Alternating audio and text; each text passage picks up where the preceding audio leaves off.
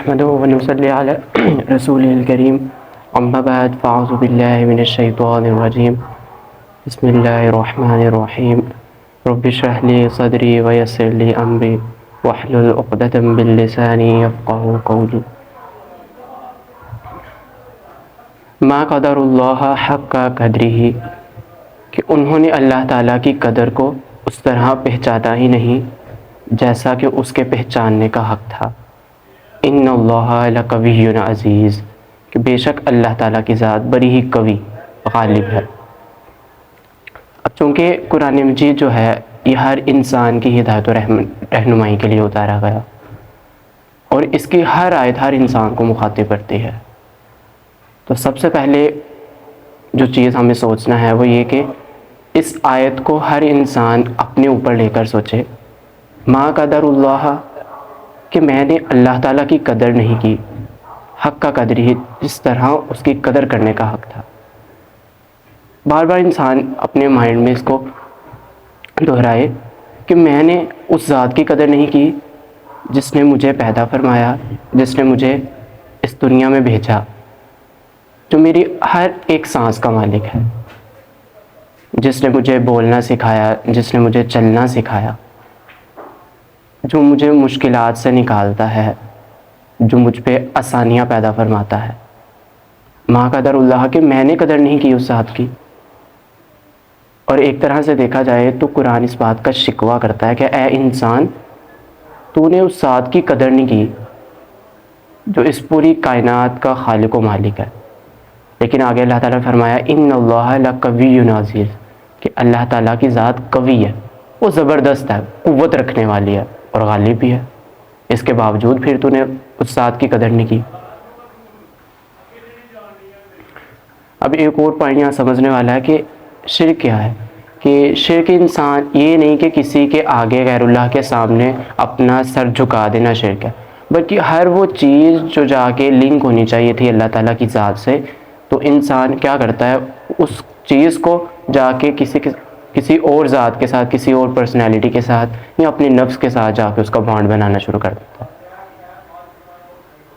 اگر مثال سے سمجھا جائے تو محبت اللہ تعالیٰ کی ذات سے تھی، لیکن اس نے کیا کیا، اپنے دل میں کسی اور شخص کی، کسی اور چیز کی، اپنے نفس کی یا خواہشات کی محبت کو رکھ لیا۔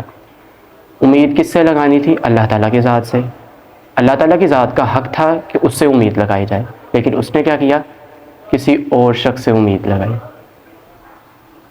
اور ڈر کس کا ہونا چاہیے تھا؟ اللہ تعالیٰ کی ذات کا۔ حق اللہ تعالیٰ کی ذات رکھتی تھی کیونکہ اس نے انسان کو پیدا فرمایا تھا، تو اس نے کیا کیا، کسی اور چیز کا ڈر، کسی اور شخص کا ڈر اپنے دل میں بٹھا لیا۔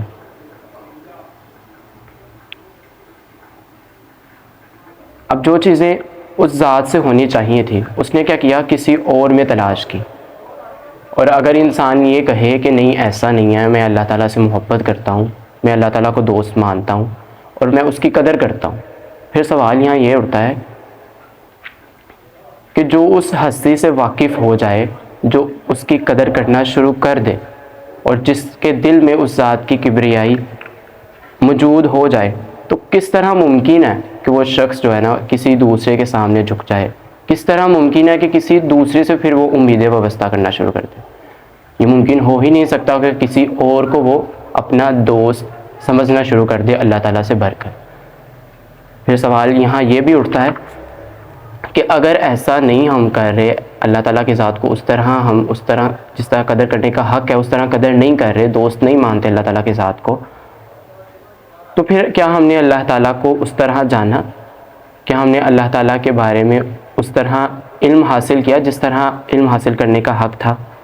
مثال کے طور پر کہ ہم ان بظاہر آنکھوں سے کسی چیز کو دیکھیں اور وہ ہمیں بڑی زیادہ خوبصورت لگے۔ آپ کسی بھی چیز کو دیکھیں، وہ ایک اٹریکشن پیدا کرے آپ کے اندر اور آپ کھینچے چلے جائیں اس کی طرف،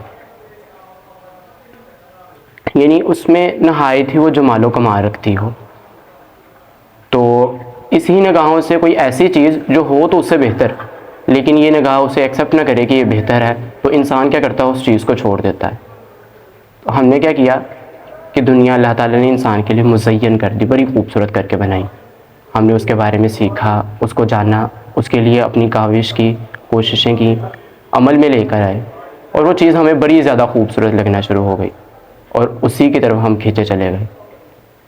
اور جو اللہ تعالیٰ کی ذات تھی اس کے بارے میں نہ ہم نے اس طرح جانا، نہ اس طرح کوشش کی جاننے کی، اور ہم نے اللہ تعالیٰ کی بات کو پیچھے کر کے دنیا میں مگن ہونا شروع ہو گئے.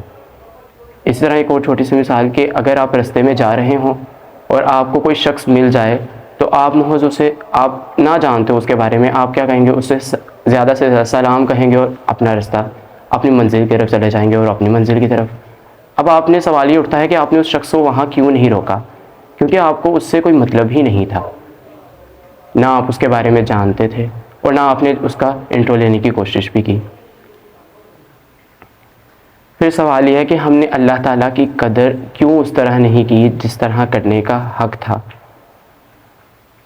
مثال کے طور پر کہ اگر آپ پانی پیتے ہیں تو پانی کا مقصد کیا ہے؟ کہ پیاس کو بجھانا. لیکن اگر پوچھا جائے کہ اگر آپ کو پیاس ہی نہ لگے، پانی کا مقصد ہے پیاس کو بجھانا، لیکن انسان کو اگر پیاس ہی نہ لگے تو انسان پانی نہیں پیے گا. تو ہم اللہ تعالیٰ کو اس طرح جانتے کیوں نہیں؟ کیونکہ ہمیں اس چیز کی پیاس نہیں ہے.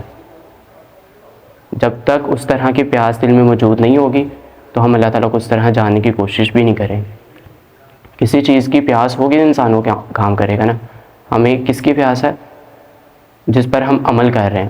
ہمارا عمل اس بات پہ گواہی دے دیتا ہے کہ ہم کس چیز کی پیاس رکھتے ہیں، دنیا کی یا اللہ تعالیٰ کی ذات کی. اب جب ہم کوئی بات سنیں اللہ تعالیٰ کی ذات کی، اور اس کے بعد اسے انسنی کر دیں، تو ہم کس بات کی دلیل دیتے ہیں؟ کہ کیا ہم اللہ تعالیٰ کی قدر کرتے ہیں یا نہیں کرتے؟ کیا ہم اللہ تعالیٰ کو جانتے ہیں یا نہیں جانتے؟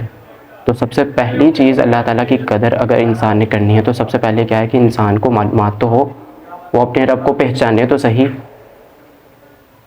ایک جو مصور ہے نا، تصویر بنانے والا، وہ اللہ تعالیٰ کی پیدا کردہ چیز ہی کی تصویر بناتا ہے.